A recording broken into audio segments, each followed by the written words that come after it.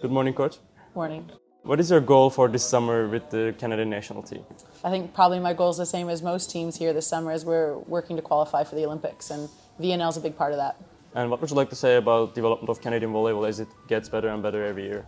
We're working hard to develop volleyball in Canada. I think there's, obviously we have a lot of talent coming through the Canadian national team now, and we're developing depth. That's one of our main priorities. So what we're doing in our development pathway, as well as with our larger national team, providing them meaningful international experience. And yeah, we're really working hard to develop volleyball in Canada, and it's paying off right now.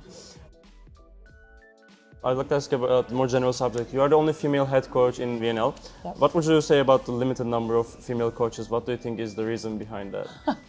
I mean, I think there's lots of reasons. I think, first of all, it's really disappointing that I'm the only female head coach at VNL. I think women have a lot to offer in this space, and I think it's possible. I think there are a lot of barriers to women coaching. Number one, there's not a lot of women who coach. It's a lifestyle that's very difficult if you also want to have a family. Women play very different roles in society, and I think that also impacts whether or not women coach, but it's very possible. My goal is to hopefully show that coaching can look a little bit different. So my coach life, it looks different to other coaches. I have 3 little kids. You know, I have a husband. I have a different role in the family to probably other coaches. But my home life also looks different. You know, my husband's at home right now with our 3 kids, and so you have to accept that it looks different. And the more we accept that, the more I think we'll see women in this space. And, you know, at first when I started coaching, I was afraid to ask for, you know, additional support that I needed to be able to manage family and coaches, and you desperately want to be seen as the same as every other coach. But now I say, you know, it's okay to be different, and that's all right. And you just mentioned that there is a lack of female head coaches and it's disappointing. What needs to be done to have more female head coaches in women's volleyball? Do you think current stars of the game, the players, will become coaches in the future? I really do hope players do move on to coach, and I think the more they see women in this space, the more they see it as a possibility. When I was coming through as a player, I was never coached by women, so I never imagined myself to be a coach. I imagined myself taking on another career. But hopefully, as we see more and more women coaching, the players will see that this is a next step. You don't have to leave the sport. There are roles in this sport beyond playing, and other women as well. I think we need to give more women opportunities. Diversity is important in every aspect, in our high performance directors, to our team managers, our statisticians, our coaches. Like, we have to give more women opportunities. And you just mentioned your family. Do your kids have any interest in, or share your interest in volleyball? You know, I wish they did. My kids are 8, 10, and 12.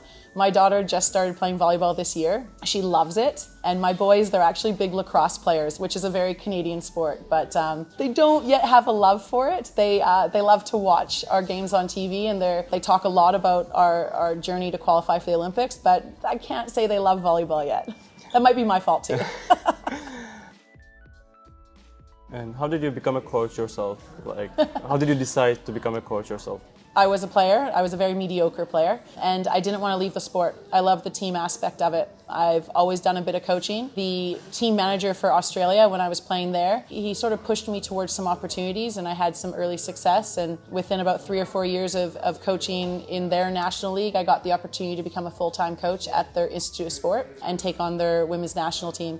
So I don't think I fell into it. It was very much something I wanted to be a part of and wanted to do, but I had no idea what coaching involved when I was a player, and I had to learn pretty quickly.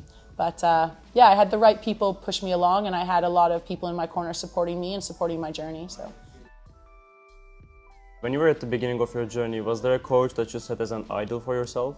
You know, there's so many people that I look up to in this space. There's so many coaches that, you know, in the off season, I spend time visiting lots of coaches who you see here today at VNL. I visit them, I get in their gyms, I like to learn from them as well. But more important for me was mentors, coaching mentors. At the time when I first started, the former head coach of the Australian national team, Russ Bourgeau, was one of my mentors. Here, I work closely with Glenn Hogue, who's obviously coaches in Turkey and was the former national team coach for Canada. I also work with Alison McNeil, who was our Canadian basketball national team's head coach. So I work with those types of coaches who can, you know, who understand the challenges we face and can help me keep perspective. And I'd say, yeah, we all look up to people, but my mentors who I get to work with really closely throughout this time have definitely been the most beneficial. The coaches in Europe, like Giovanni or Daniele, they coach both national team and a club team in Europe, but Karch Kirali is only coaching his national team, and he said it was a full-time job. Do you have a goal for working with a club team in Europe one day, maybe alongside Team Canada, or after you're done with Team Canada, maybe? You know, I think one day I would like to do that. I think coaching professionally is always something, you know, in Europe is something that's always been a goal. Right now it's not the right time for my family, but I also think coaching Canada is right now a full-time job. We are growing volleyball in Canada, and what we're doing away from the international season is absolutely impacting how well we're doing internationally. So for right now, Canada needs me full-time. When that's no longer the case and we have this great pipeline of talent that's coming through Canada, then I'll look to coach, you know, professionally in Europe. And I see that definitely as part of my journey, but it's just not part of my journey right now. So what is your biggest goal as a coach in general, and what is your biggest goal with Canada overall? I mean, my biggest goal with Canada is 100% to coach Canada to qualify for an Olympics. I imagine what that would be like. I've never been there, never done that, but that is 100% why I came to Canada from Australia, just the potential that there is in Canada to qualify for an Olympics. As a coach, I think just having a positive impact on athletes' lives, I want to be part of their journey. They're a part of mine, and I think if I can have a positive impact on their journey as a volleyball player and their journey as a human, I think that's huge. And we have a lot of influence as a coach, and hopefully when people look back at their time playing with me, they look back and it was a good time for them, you know? Great. Now I'd like to ask you about some questions about our team. As you know, there has been a change in the Turkish national team staff. Yeah. According to you, where is Turkey's place in world volleyball at the moment, and what will Daniele bring to the team? I mean, Daniele, he has so much experience. He's just done a great job with Amoco. He has for several years. He did a great job with Serbia. I think he's shown he can coach at this level, and I think he'll bring a lot of experience and a lot of knowledge to Turkey. Funny enough, I know Vargas has joined your team in Turkey. My first year as assistant coach with Australia, was against Cuba in the old World Grand Prix, and Vargas was a young teenager, and then we knew she was going to be a superstar, and you know, she's a really nice addition to your team. Turkey for me we love playing against Turkey. I think they're very much a team, like they play together, and they're a tough team to beat. So, would you like to play Turkey abroad or in Turkey? I would have loved to have played Turkey in Turkey. The Turkish fans are amazing and so supportive of Canada and of, you know, me as a woman who coaches in this space. So I would have loved to have played Turkey in Turkey, but we won't get that opportunity. Unfortunately, we'll have to play them overseas. We did play them in Canada last year, though. Yeah. Are there any Turkish volleyball players that you like or follow at the moment, apart from Vargas that you just mentioned? Yeah, I probably follow most of the team. I like Vargas. Obviously, Karakurt's also another force. To have that tandem in the opposite is a massive threat. I know Naz doesn't play anymore, but I follow Naz's journey, just being a mom when I met her for the first time in Rimini, what she's doing, and honestly, the example she's setting, still playing professionally with a young family. Obviously, I don't know her personally, but I'm super proud of what she's doing. And yeah, I think there's lots of players in Turkey. There's a really tight fixture in volleyball. As you know, the schedule is quite packed.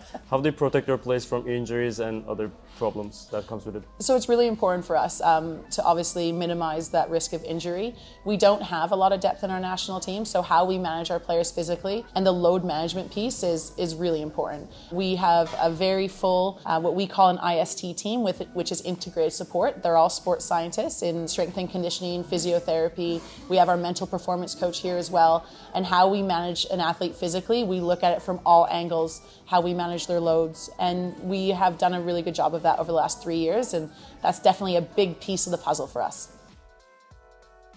And my last question will be about your personal opinions. Could you set us a Dream 6 and plus a Libero, a Dream 7 team for us from the current From the place? whole world? From the whole world at this moment. Wow, you could have prepped me for that one. Well, we can take a break and you can write it down if you want. Okay, let me think. I would go Boskovic in the opposite. I would go Volosh Sedin. I'll stay away from Canadian players just to be safe. And just to be fair. Just to be fair, I would go with Stojanovic in the middle, and I would probably, oh gosh, the other middle would be really tough. Maybe Chaka in the middle with her. Outside, Gabi from Brazil. The other left side, this is really tough. And I have to name a libero as well. Well, yeah. You can't quote me on any of this because I could probably change my mind any given day. You know, just because I'm going to be absolutely biased, I'm going to say Alexa Gray on the left with Gabby. And libero, I'll go Castillo, Brenda Castillo. Okay, fair. Yeah, she's very good.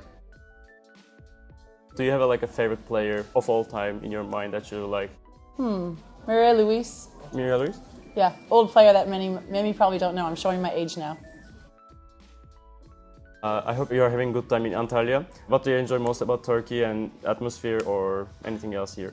I love Turkey. I used to holiday in Turkey even before I was a coach, so I do love Turkey, but Turkish food is my favorite thing. I know we don't get a lot of it here at the hotel, but that's definitely on our day off. We're going to head out for some Turkish food. It's my favorite thing. And can you name us any? Yes, I love Iskender kebab, and I also love the Turkish dumplings. What's the name of it? Mantı. Yes, I love that as well. What is the last song that you listened to? The last song I listened to? I don't listen to much music. It's supposed to be rapid fire and I can't think. Maybe girls listen to something in the gym and in the locker room and you heard something? I think I listened to... I don't think I even listened to... I don't know. Music plays. I'm not a... Next question. I don't do music. Do you have a fear, like a phobia or something? I have many fears. Anyone who travels with us knows I'm extremely scared of flying. I hate airplanes and I fly like 50 times a year, but I grip my seat really tight. Is there a celebrity that people think that you look alike? I just said this. Monica Seles, the old tennis player. Yeah. Is there a TV series that you don't understand why people enjoy? Seinfeld. I never understood why people love that. If you had a chance to go back in time, which match would you like to play again? That you won and you want to relive the experience, or that you lost and you want to change the result? We lost against Poland in World Championships last year in the 5th set. I want to replay that game. What do you think is the coolest sport to watch? I love lacrosse. That is the most Canadian sport. It is the most Canadian sport, and I love it. Watch it. Do you have a special talent that nobody knows about? I don't know. I don't think so. I don't think I have any special talents nobody knows about. Hey, I love pickleball. I'm pretty good at pickleball, which is a North American sport. When I'm not coaching volleyball, I play with my mom. We play pickleball. What annoys you the most when you wake up in the morning? Waking up in the morning. It's probably like when someone demands something of me immediately. And I have 3 little kids. So I'm usually being woken up and someone wants something like breakfast or something. And I'm just like, leave me alone. Does this interview count? Or no, this is good. I've been awake for hours now. This is fine. Who is the most famous person on your contacts list? Karch? Fair enough. When did you realize that you were becoming famous? I'm not famous. I'm far from it. Is there a talent that you wish you had? A talent that I wish I had? See into the future? Did you ever pretend to know about a subject that you have absolutely no idea of? No, never. I think that's my secret talent. I never pretend to know something I don't. Do you talk to yourself? All the time. Is there an animal that you feel connected to, that you feel you're similar to? Like hardworking, like ants, for example, or something like that? Wow, I've never thought about that. I am very hardworking. I don't know if are ants hardworking? That's an expression in Turkish, so... Is it? Well, let's go with it. Yeah, okay. I am very hardworking. Where do you spend most of your money? Food. And on my kids. Which rule would you like to change in volleyball if you can? The double contact and setting. I say, if it's a bad set, it's a bad set. It's gonna impact the team regardless. Let it go. And final thing, for just a personal question, do you know any Turkish words? Teşekkürler. Fair enough. Teşekkürler. Is that right? Yeah, teşekkürler. Here you go. Thank you for Perfect. the interview. No worries. Thank you.